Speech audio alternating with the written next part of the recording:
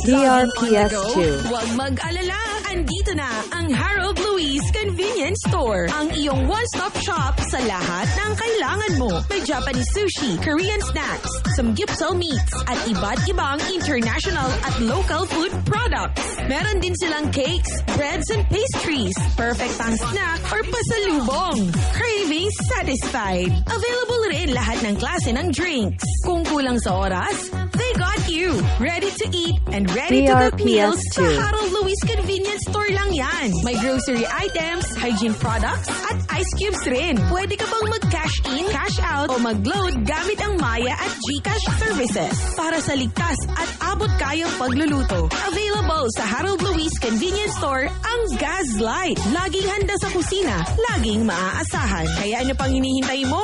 Punta na sa Harold Luis Convenience Store. Masarap, kumpleto, at sulit. Harold Luis Convenience Store. DRPS2. Open from 7 a.m. to 9:30 p.m. Located at Avenue Building, Kawayan City.